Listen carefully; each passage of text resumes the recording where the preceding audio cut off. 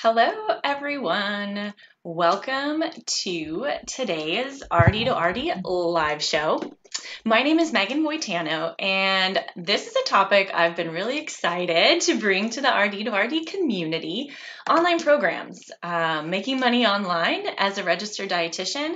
Many of us start in private practice, and then let's be honest, Stephanie, it gets a little grueling, right? Or we are fortunate enough, we either want the flexibility or are fortunate enough to have more people needing our services or be innovative and to meet our clients' needs in different ways. So we're going to tackle online programs, when and how to create them, and you've been doing this for a really long time, so I'm excited to have you give some examples of programs and technology.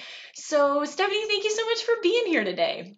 Yeah, thank you so much for having me. I'm really excited. And Megan gives you a list of questions she's thinking about before you get on. And she's got some real good questions for me. I had to really think about it. So she's got a real good outline for today. So you're all in for a real treat. We're going to have like a mini course basically in 1 hour. We are. I think one of the benefits of doing this live show, it forces me to research a topic, and in order to ask good questions, you have to spend some time really in deep thought. And it's one of the most difficult things of preparing for the show is sitting down and writing that question list. But it's so amazing to think about, what would I want to ask an expert, prepare the questions, and then get to do this with you. It's amazing. So definitely, everyone, if you have a burning question, what I want you to do is go ahead and drop it in comments. I'm not going to say I'm great at checking them, but I have them right now and I will scroll over. So get that in now, or we'll definitely loop back around routinely throughout the show today. So without further ado, Stephanie, all of us have a story. I want to hear a little bit about yours, and particularly kind of how it is that you became kind of a, expert in online programs and kind of a pioneer. So let's talk about it.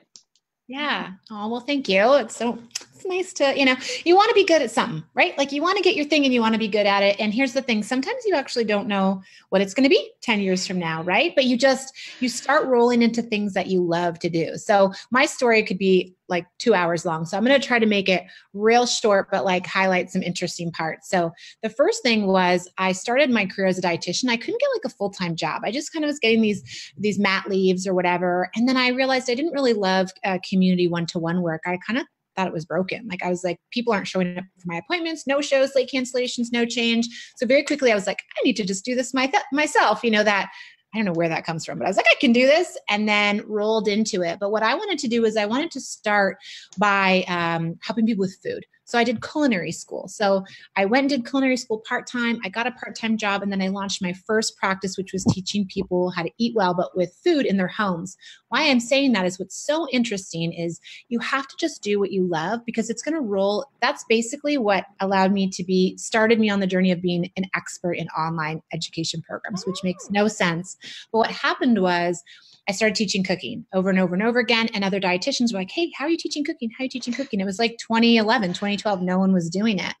And so then I created my first live in-person workshop, went around the country twice teaching dietitians how to teach cooking, and realized I couldn't get to every town. I couldn't get to every city. Canada is a big place. People were writing me from the US. People were writing me from South Africa, from everywhere. And so I made my first online program on that topic, mostly to get my information out in the world. And the very first person who bought was in Nunavut. And if you're not in Canada, it's like the most northern part, like the ground is made of ice. It is where the Eskimos are. Like it is cold. It's when you picture us Canadians in parkas, like that's where it is.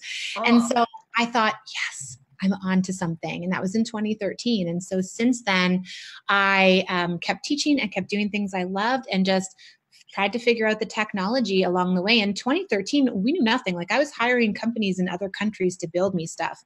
Now we have platforms and tools and, like lots of like great things at our fingertips. But back then I just kept taking steps to do the things I loved. I got into gut health, and then I wanted to teach that online. And then people started asking me how I was running a business, and I started to teach that online. And over the course of 6 years, I've taught 10 online programs, 5 in B2C, so client-facing gut health, and 5 in professional workshops for health professionals and dietitians.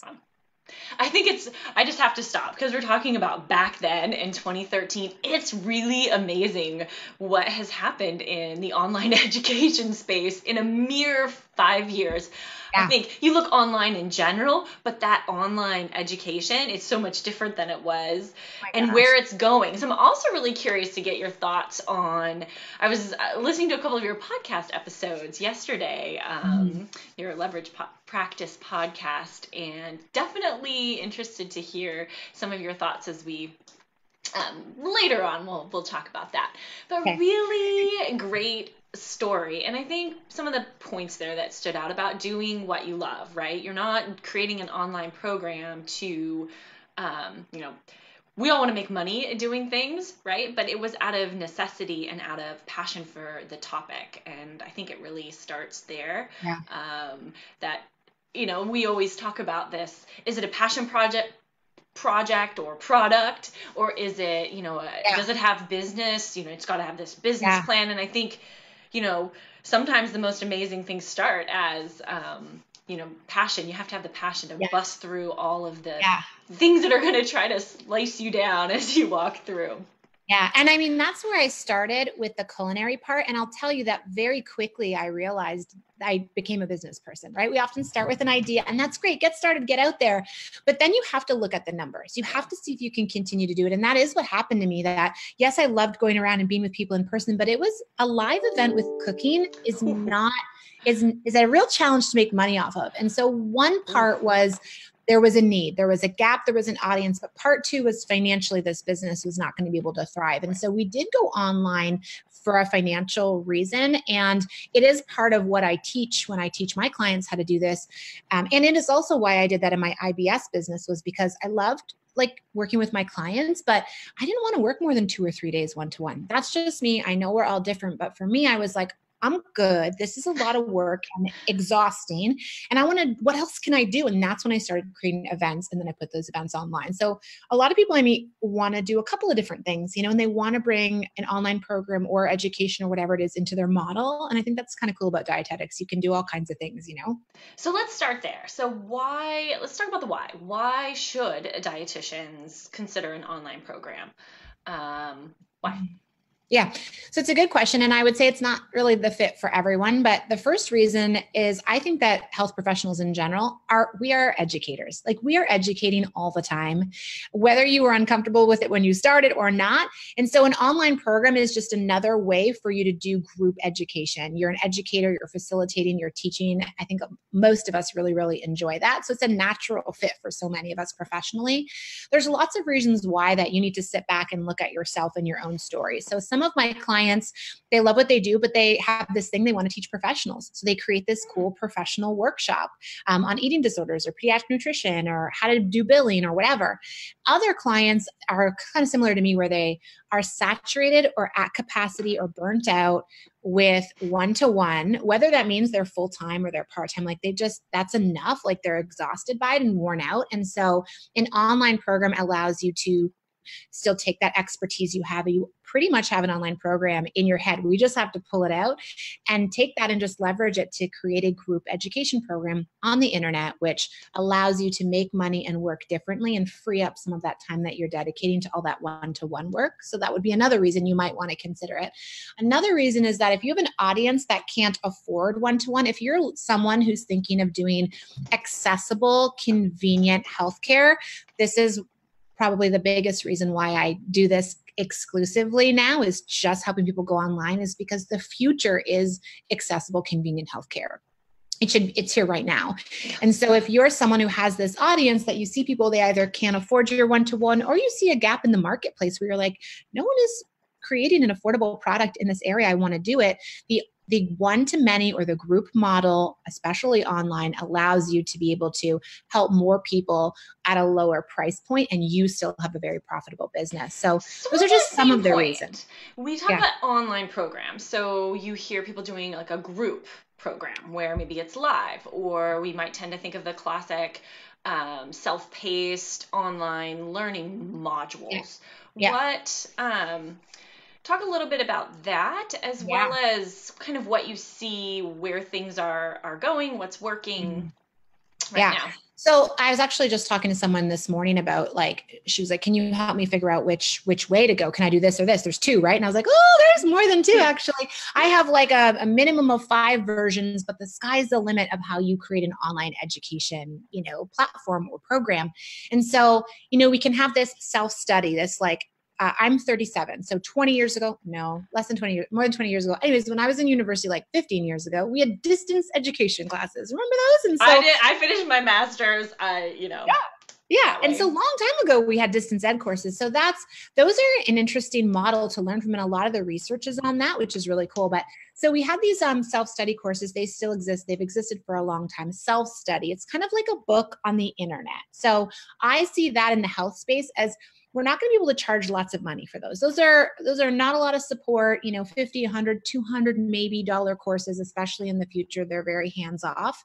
And that's cool. For some people, that might be what they need. We also have live classes. So just like you would teach in a community health center or in your practice, live group on the internet. So we would use something like a tool like Zoom or GoToMeeting, whatever you wanted to use. And we would just teach live like we're teaching in person. Really fun, really great way to help a group and make it convenient, accessible online.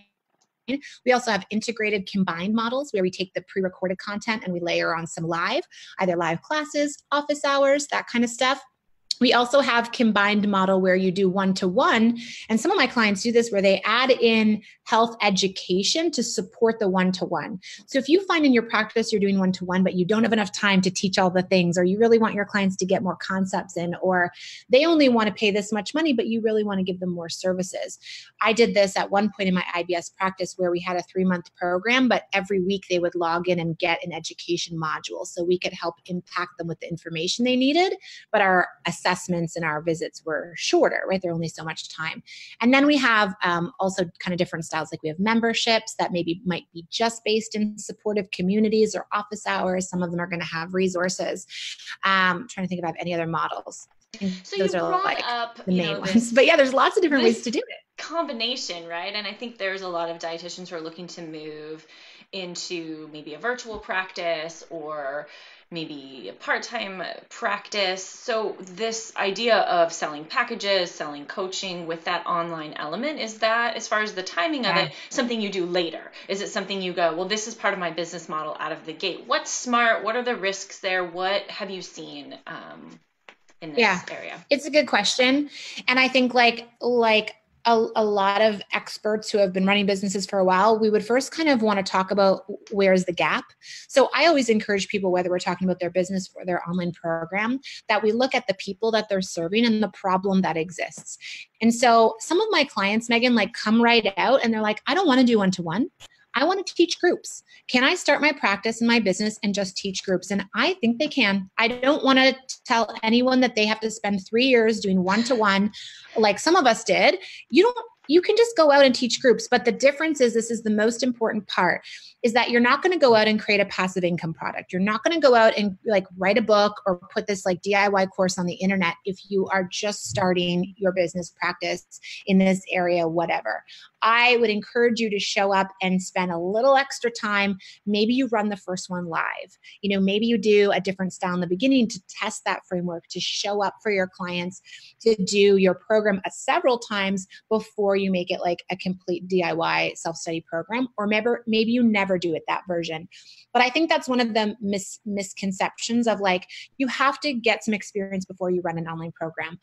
Absolutely. But also you can show up really, really well in a group of 5 people, just like you can with one person. And so your mindset around starting an online program, if that's where you want to go, you do need to show up actively for probably the next 6 to 12 months of running it to really get a good product and really engage with your people and build it out. So I think depending on the gap and the problem you want to solve with your practice, you could create a program out of the get-go. But again, it's a very special active model. Or if you're someone like me who's been in practice for years, like some of my clients have been in practice for over a decade, and you're seeing like, oh, wait, I pretty much have an online program I've been doing one-to-one, you can take that and you can put it in an online course. It kind of depends, Mm-hmm.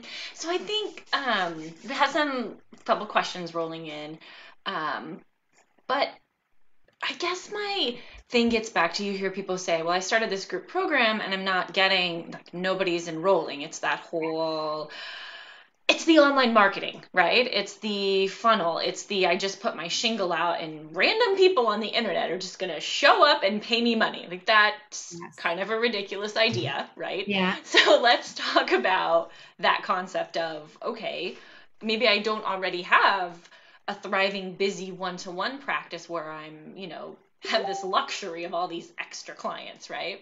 Mm-hmm. Talk about that element of the selling, Perfect. of the marketing, of what does that look Yeah. like? What are some misconceptions and what are people just doing wrong or the wrong ideas in their head? Yes. Oh, this is such a good topic. We could talk about this for hours.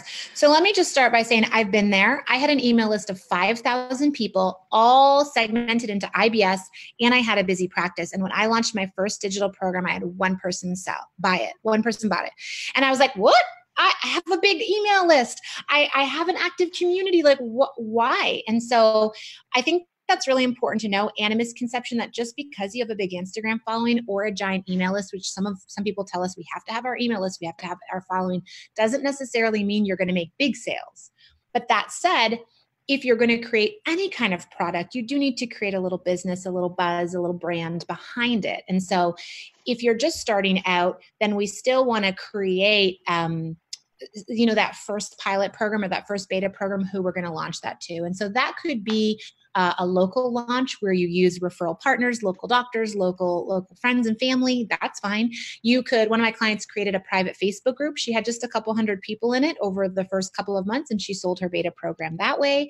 Other clients will start an Instagram account, or some of my clients have a really busy practice. And so if you have a very busy practice, one-to-one, you can leverage that. Even if you don't have a strong email list, Instagram, social media following, like, we need to build in a place to basically a marketing funnel, a marketing system to get people into your program. There's lots of different ways to do that. So one of the misconceptions, Megan, is like, there's only one way to do it. Right. There's only one type of I have program. to run a webinar. I have to do all these things I have to do, right? Mm-hmm. You don't have to. Now you can run a webinar. You can do this. There's lots of options. And so I've seen people and myself done it so many different ways. But the point is that you have to, again, get in that brain space of saying, okay, I'm going to build this thing. I'm going to develop a product, just like someone developed this water bottle or whatever. I'm going to develop it. But then I know I need to build around a marketing plan around that. I need to get myself out there. I need to hustle a little bit. I need to build up referrals. I need to choose a pathway. And so I teach my clients a launch framework that has 4 phases. I put this on Instagram the other day, and like, no one knew there were 4 phases, which is fine because I might have made up all 4 phases. But there's a pre-launch, a launch, a post-launch, and what I call an in-between phase. And all of these phases are important when you're bringing a program out into the world to make sure that you are talking to your customers and moving them through the customer journey in an online program selling point. You know what I mean? So I love that you pointed out that your first program, didn't, as we are trained to believe from every sales page, right, just make you thousands of dollars. And I really feel that it does us a disservice, so much of the marketing and sales pages out there, that the expectation that, we're going to nail it with the first thing we ever put out there, I think does people a really big disservice. And saying, put something out there, expect it to fail, try to figure out, do I know who my audience is? Am I honed in on the problem? Do I have a good funnel? Are they coming in and then moving into the purchase? Don't camp out, right, for 6 months and create the be all end all, because it's probably not going to be, your first product's probably not going to knock it out of the park, right? Yeah, I want to say that I have had clients knock it out of the park though. And so you're right that there's of course, there's this huge failure thing, but part of the thing about 2019 is that we can learn from so many people, which I couldn't learn about in 2013. I didn't make this up all the whole entire time. And I believe one of those sales pages that was like, oh, I even told my bookkeeper, I was like, I got an ebook coming out. Watch me make money. Like, get ready for it. And I won, because that was told to me in 2014. And so I would say, Megan, that how you look at failure is very interesting. Like, I've launched one of my clients and she had a big Instagram following, no webinar, just like a little launch. And she filled up her beta with 20 people the first time around. That was our goal.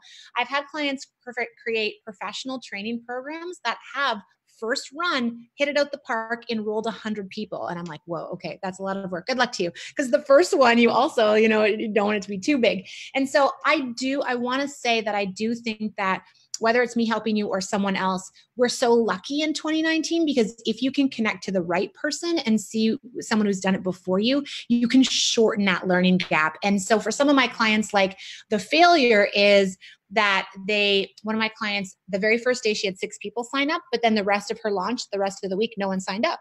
So our failure was, okay, great. We got the beta filled. We put 6 people in, but let's look at the rest of your launch. What can we do better next time? And so there is this little bit of learning curve. I think we can shorten it, but always keep your mind open that there will be things that, you're like, oh, that didn't work out, or oh, that didn't work out, or I can do this better. And that's okay. I'm still doing that. Like we're all still doing that, 10 years later.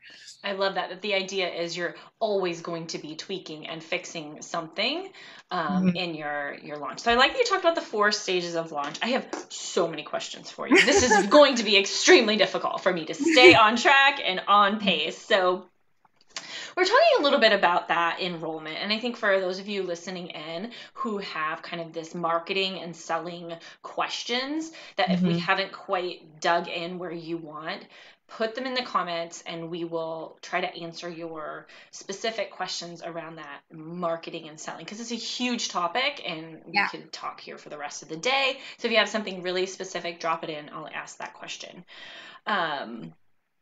So let's talk a little bit. You started to say in 2019, we have a lot of tools and technology. Yeah. So what are kind of our options for delivering content, and maybe put it in the context you were starting to talk about different options, right? Where you're doing it as a group versus self-paced. Can you start a little bit broad and then maybe get a little bit more granular into what some of the options are there? For technology? Yeah. And yes. What other things you need, right? Yeah. Okay. So let's start with the basics. So I think that we think we want to do this and then we get real sticky in technology and we're like, oh God, I can't do it. It's way too complicated. So let me just set the record straight on how you can start with the simplest technology, because I want you to feel like technology isn't the hardest part, because it's not. You can put it on anything and you'll be fine. The version of your program you're going to launch the first time is not the same version you're going to run 2 years from now. So let's just set that in our hearts and know that that's the truth. There's no way you're going to know everything you're going to include in all the pieces you want to do the first day. So let's work through the fact that we actually have to build, deliver, and launch something. So let me tell you that technology can be real simple your first one. I often encourage my clients to use whatever platform they want. I'm a big fan of Thinkific. I like Thinkific for a lot of different reasons. One of the main reasons is they have features that a lot of the other platforms don't have that focus on the client customer. And so in health education, that's the most important thing, is that we actually do a really good job with our client education. And so that's one of the reasons. You also have access to their API. So you could long-term recode your website so it looks, even though it's on Thinkific, it looks exactly how you want it to. It looks like your website. So there's a few reasons, but my clients use all kinds of platforms, whatever they want to use. Some of them build a custom site. Some of them use Podia or Teachable, or some of my clients are French speaking. They use a French speaking platform, whatever works for you. So one, you can actually start with a free version of Thinkific, and maybe some of the other programs have a free version as well, but a free version, I know anyways, of Thinkific, we can start there and we can actually launch our online program. I've done it before. And so that's free. That's great. Then we need some kind of email communication tool, right? Because you have to email, you have to correspond with people. And again, I'm not the biggest fan of, but it's a great starting point. MailChimp free version does integrate with free version. Actually, it doesn't. Anyways, free version of MailChimp, it gets more complicated, but a free version of MailChimp is a tool you can use. When you don't spend money, when you use free versions, it's more manual. So if you have more time, you buy the free versions and I show you how to hack it a little bit and manually do stuff. If you have a little bit of cash, you pay for paid versions of things and they make it worth it. So it really depends on if you have time or money, what your thing is, but we can do it both ways. So we're at free version of MailChimp, free version of Thinkific. The thing that I like to pay for is Zoom. Zoom is $15 a month, real low cost of entry there. And Zoom is great for our office hours or our live teaching. And when you're running your first one, you do want to show up and provide some kind of support. So those are the basic tools. Now, when you want to actually record yourself, if you have a good computer, you could use the camera and the microphone. of your computer. I did that with my Mac, my iMac. Nope, I have an iMac now. What's the laptop one? MacBook. I recorded on my MacBook for years. It's fine. It's great. I made lots of money using that thing. But now I have real simple technology. I just have like an ATR, Audio-Technica microphone, $100, a little Logitech camera, $100. So you can also get in for a really low cost if you do need a camera and a microphone. And then if you are recording and making video content, now we're getting a little more complicated. So if you're going to make some videos, you need a tool to do that. But often with my clients, I encourage them to go live the first time, or I encourage them to create a version that's the easiest, simplest, on budget, just to roll out their beta program. So some of my clients aren't going to pre-record content right away. They're just going to go live. That's totally open to you all. Or you could buy a tool. I like to use ScreenFlow. It's for Mac, or Camtasia is something for PC. And Megan, you're asking a lot of questions. Remember how I said to you, I just created a new guide that answered a lot of questions for people. So if you guys are like writing furiously, is that the right word? I think so. If you're writing real quickly, I did just create a guide and put it together, and it's ready this week. And so a lot of these details of like which tool to use and that's all written down. So we can give you the link to that too. Yeah, it's I'll add it in comments, but it's also in the actual post. So I think it was like tlpresources.com. It's just tlpresources.com, and you can just download a free guide that answers a lot of these big questions. But just so we can at least talk about how you can start simply, you can start on a budget, and then you can put your energy where it actually needs to be in creating the right content for your program, for your people, setting up that delivery, getting that first version out there, launching. Like that's where your energy needs to be. And we need to keep technology pretty simple the first time around. Okay. So I want you've talked a lot about technology, and I think that's good. And I think we connected before about this element of people getting stuck in the technology, when in reality that who I'm selling to, the problem that I'm solving, and the general sales funnel is really where we don't spend enough time agonizing over those elements. So can you give us some examples of programs you started to talk about, some of maybe the clients that you've worked with, that might help people see how all the pieces fit together? So how did they bring in potential interested people if maybe they didn't yet have a huge client base? Were they using some kind of a lead magnet and kind of this email sequence? Walk through a little bit about this, maybe a couple of examples that you would think would help to kind of pull some of this together for people. Okay. So, we do have the people like Kelly, who's my sex therapist, who has a full practice, 6-month wait list. But I'll tell you, even if you have a 6-month wait list, it still doesn't mean you're going to sell an online program, right? Kelly didn't just do it. She still worked with me. And so there is that kind of like, oh, we all wish we had a 6-month wait list, but not necessarily. You still have to be smart with it. And so, we have that case that if that's you, if you're busy and you do have an influx of traffic, we may create a campaign around how people are already coming from you. So for Kelly, we're putting together a campaign of how people are already finding out about her. So if someone's calling you, and this is for you if you have a full practice or a little practice, if someone's emailing you, if someone's calling you, if they're coming to your website, if you have a little bit of website traffic, if you have an Instagram account that's got a couple people on it, wherever people are finding you now in your even small practice. These are not for the other people who are just getting started. We'll talk about you in a second. But if you have some kind of something rolling forward, an Instagram account, whatever, even if it's small. Remember, I had that 5,000 people email list, didn't do a thing for me. You can sell and you can start your everything with something small. That's what we're going to use. So if you are a local practice and you get referrals from physicians and physiotherapists and other dietitians, then we're going to use that and we're going to build out a pre-launch campaign. Remember how I said there's pre-launch and launch? A lot of people, Megan, just go, hey, here's my program. And then they worked all this time. They built this thing and no one signs up, or 2 people sign up and they're like, well, shoot, what'd I do wrong? There's nothing wrong with your product. It's just people need a pre-launch phase. We need to give them time to get information and anticipate the product and get excited and ask questions. And so we build out, it can be anywhere, Megan, from like, I say a minimum of like 3 weeks, 3 to 4 weeks to could be a couple of months that you're mapping out a pre-launch before you open the doors, before you open enrollment. And you're using however people are finding you. And maybe you're even like fostering and growing that a little bit more. So if people are referring to you, you're changing your website up to do that. So that's just the audience part. It's not that you were talking about like a freebie or something. So that's just the audience. That's how we like capture people. That's the who we're going to sell to. For my people who don't have a practice or are just getting started, you need to pick something and you need to commit to it. So for people who are just getting started, sometimes those local connections and local referral partners are great to start with in your local community. Like I said, my one client started her own Facebook group and she had like a small Facebook group. Other people, we get them to collaborate with other email lists or partners. So if you don't have your own list of warm leads or warm potential clients, who can we partner with and chat with and get in front of their audiences? Is that possible? So there are different launch campaigns depending on if you have no audience and you're just getting started, and our expectations are lower compared to my client who has 10 or 20,000 followers on Instagram, or my client has a busy practice but still needs to do some things to engage with them.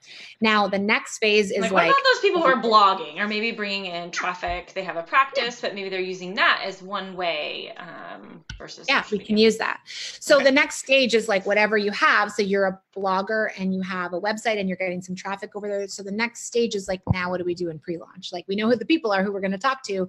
What do we do? And so there's a couple of different things that I would teach in a launch framework. And again, it really depends what you want, but a classic kind of first go launch, a wait list is a great idea. It doesn't, most of my clients do a wait list.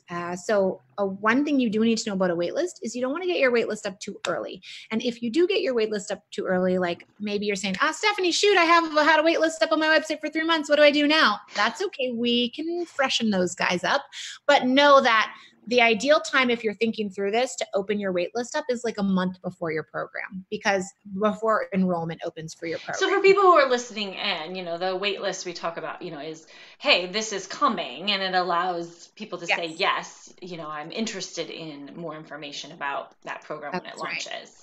You're basically segmenting very warm leads, very hot, interested people that you can talk to more about it. It doesn't mean that you don't still tell everybody about it, but the wait list does allow you to segment. And segmentation we could talk about for 4 hours, but you want to talk to different kinds of people differently. And the idea is some people really want what you have to offer. So let's let those guys raise their hands. And a wait list we would talk to those people every week for 4 weeks. We wouldn't just be like, join my wait list. I'm not going to talk to you for 4 months. However, side note, if you do have a wait list that's been sitting around for 4 months, there is a little rewarming or re-nurturing campaign that you can do. I had a giant baby last year. I didn't talk to my list for like 4 months. I came back and I spent about 4 to 6 weeks like re-engaging and re-nurturing my list. So if you do have a stagnant wait list or email list, you can still use it. And I think it's important, as you talked about re-nurturing and re-engaging, it's that, providing value, not like, hey, buy my stuff,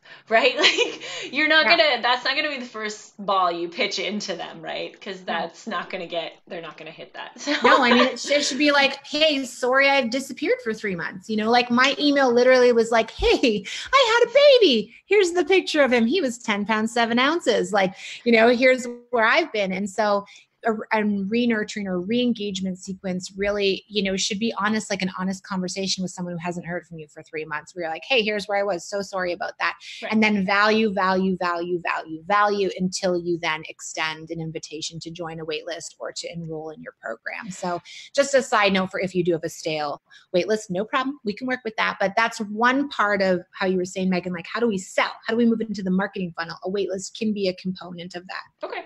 I think that's really great. I think that, talking about the launch and the pre-launch as two separate components, I think that's a really important element that you brought up that I hope, maybe some light bulbs have come on for people, and that how deliberate, those sections, that those need to be, that it's not a problem with your product. And I think we tend to like throw it out. Well, nobody wanted that. Like, no. And a real quick example that I always say is a movie. Like a movie's just not in a box office. They're not like, hey, go see this movie. No, it's like a year of seeing really cute characters and how they interact together and getting like a preview of the trailer, and like seeing interviews of your favorite actors, and then you fall in love with them again. And then, seeing the storyline and all kinds of stuff. all that happens before they open the doors to a movie. And so we want to think about any kind of movie or product launch the same way. You don't just throw it out there. You give people time to fall in love with it, to ask questions, to get connected to it. Right. I think that that's valuable. So let's say that, people listening in are kind of on the fence, or they're sitting there thinking about doing an online program. And I think it feels a little scary, feels a little intimidating. Yeah.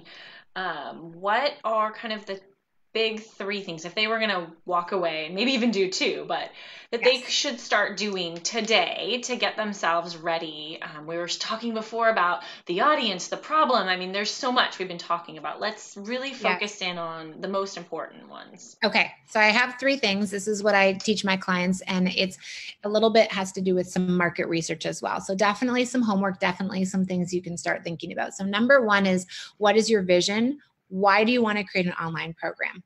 I told you my why I think it's a good idea. But if you're thinking, I want to create an online program, maybe, but I'm overwhelmed and I'm scared. And does the world really need another online program? Well, why do you want to do it? What's your vision? How do you want to work? Is it a side hustle for your full-time job? Do you want to end up working for yourself? Do you have a practice, but you want to move more online?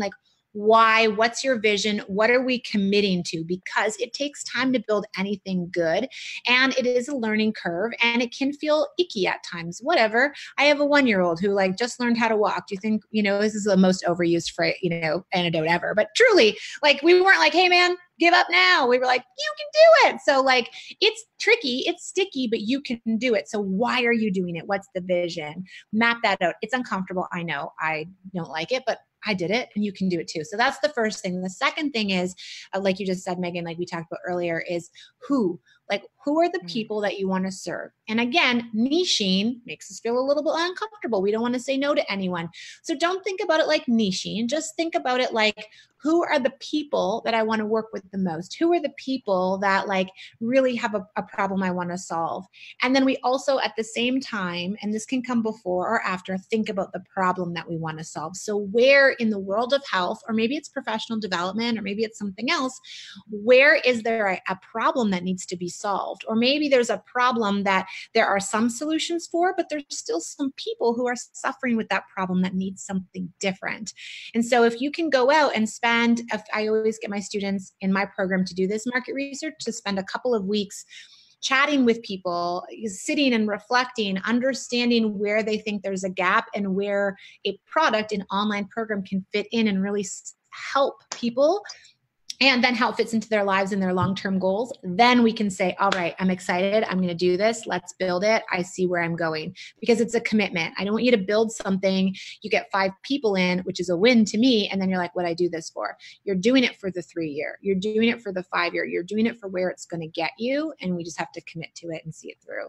Okay. Those are really good tips. I think,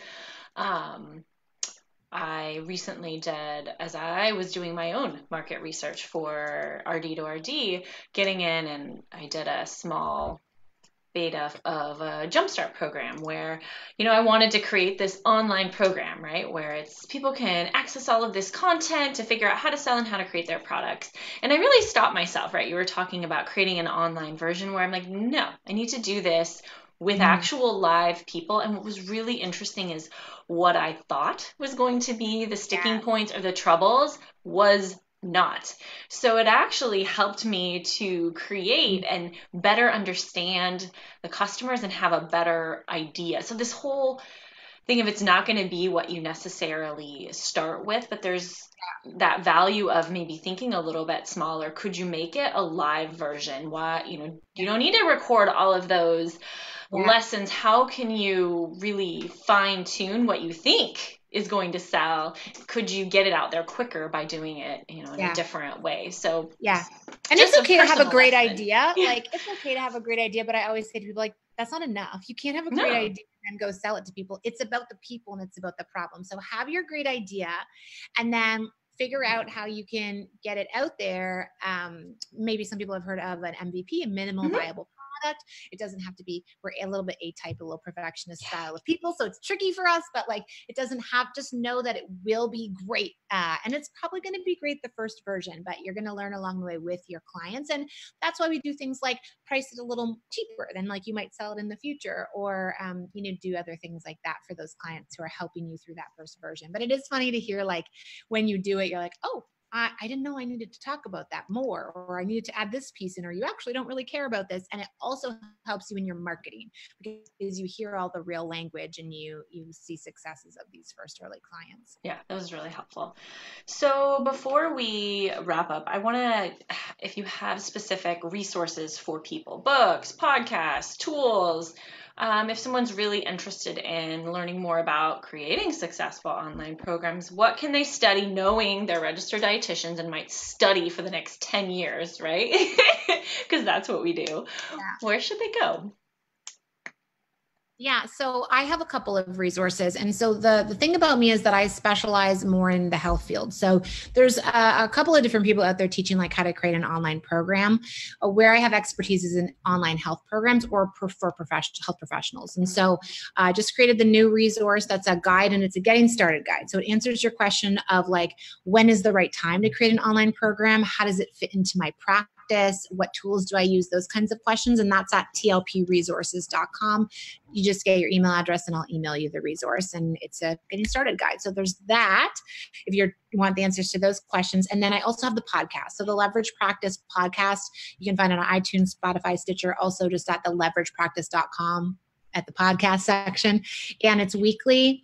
And I think there's over almost 30 episodes now. So it's a lot of content that might answer some of your questions. There's also interviews with of my clients who have already done this, and you can hear their stories of like where they were in their practice and what they created and why and how it went and what they learned. And so really great to hear other, right now it's only dietitian clients. So like what they've created. So you can hear some stories, you can get some answers to some of your questions. Each podcast episode is on something a little bit different. So that would be, I'm trying to think like where else I learn, but like that's great for like this particular area. And I do teach a live workshop. It is online. So if you want that handhold and if you want to go through the framework with me and you want help, you can join me for the workshop. The fall semester is open now, Megan, and we close the doors next Friday. So the early bird rate is available now, and then it closes next Friday, and we start on September 24th. So if you're like, I want to do this right now and I want help, then you're welcome to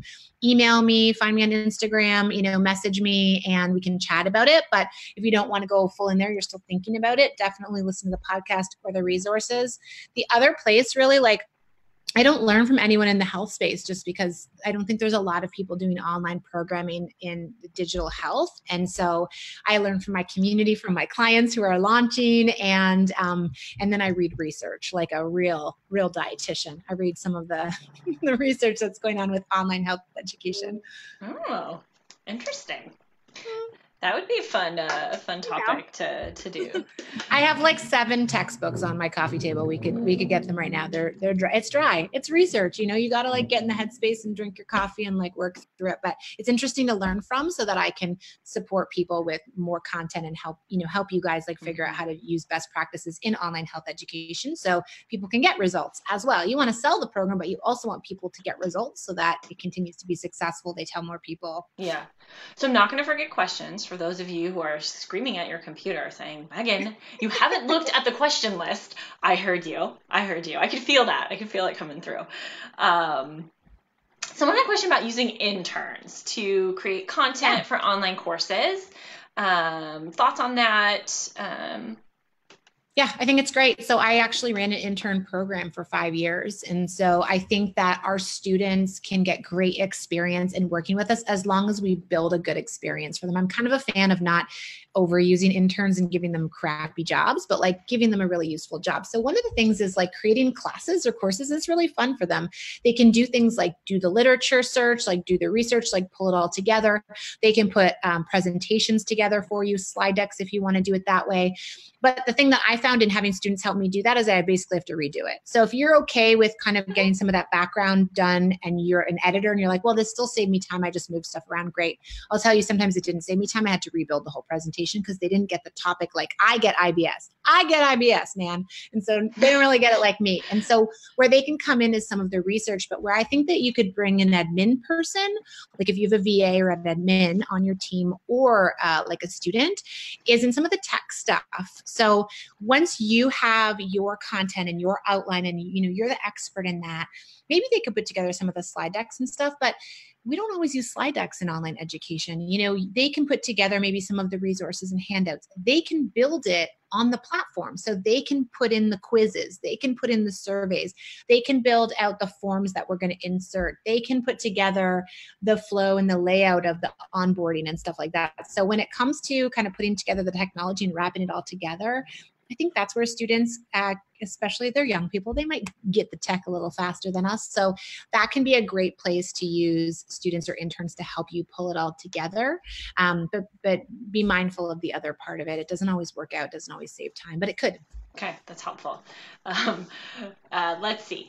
I was having a thought there, but I'm going to skip it. We'll skip that one. All right, so let's see. Curious to know, we were talking about self-study programs early on. So I've got a group program, but it requires a lot of energy. Again, right? Any tips for promoting and running it as an evergreen program? Great. So two things there. One, we have marketing and selling and launching. That's one thing that we can do evergreen, or we can do like launches, right? You can do evergreen and still be showing up live in your program. So that they're different things. So one is the selling and marketing. The other part is the delivery of it. So how you're delivering your program. So my question would be, what feels the heaviest? And yes, you can do both of those things, but one is like, if your program feels like a lot of work in regards to delivery of it, then we have to look at how you're delivering it and how we can make that a little easier.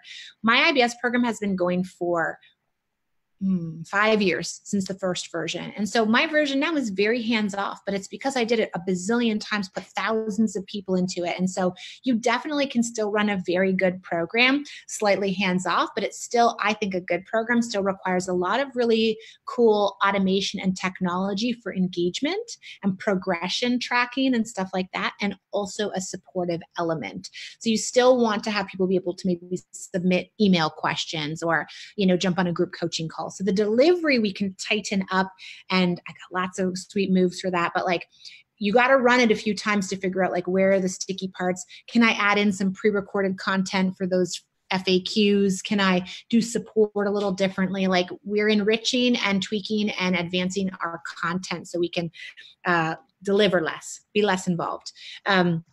You can also think about if you always have to be the one to do all the coaching. So in my program, I have had coaches for years. So I teach them my way of helping my clients and they do the coaching. So it's very hands-off for me.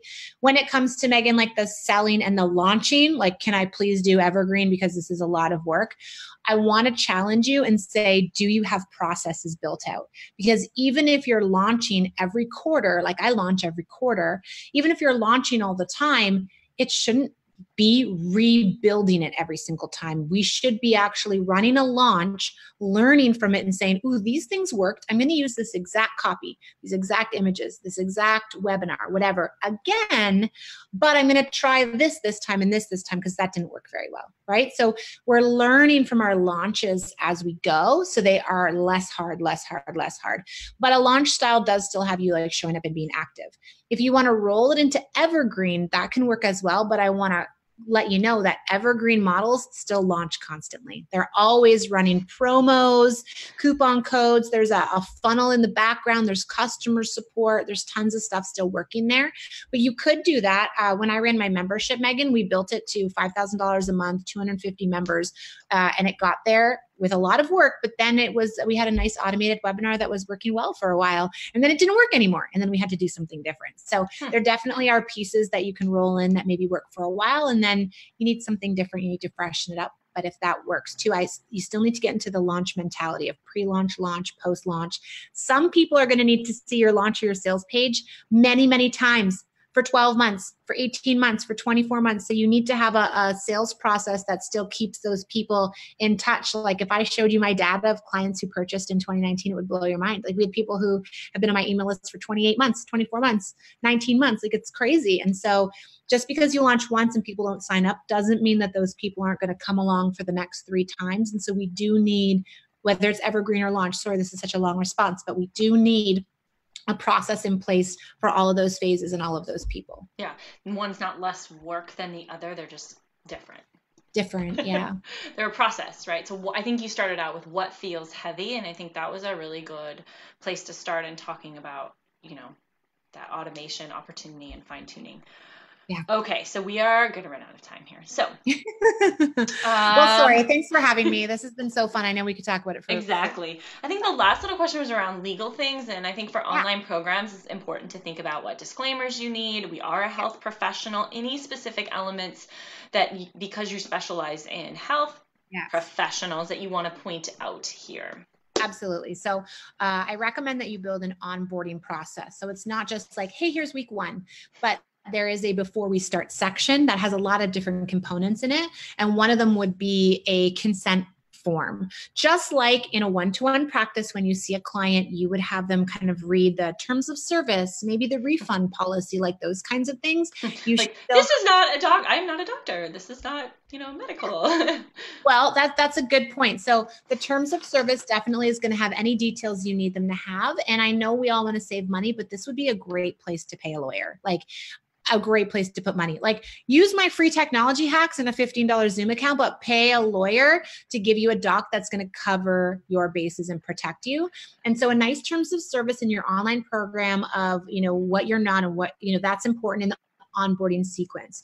The other thing to think about are any red flags. So why someone might not be a good fit for your program. So for example, in IBS, if you have an eating disorder, if you have blood in your stool, if you haven't seen your doctor yet, I don't want you to start my program. And so do you need to build some kind of tool form screening process for anyone coming into your program that you can be responsible and say like, hey, I want you to go see your doctor first before you start this program, or hey, like you need a diagnosis, or hey, this isn't for you. So that's an important, thoughtful piece to build in. And then Megan, what you just said, the third thing is, these damn cross-border, cross-province, cross-state line issues.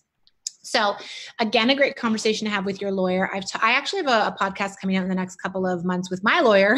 We talk about this, but some things to think about and how you're showing up in your online program and what your responsibility is as a licensed professional.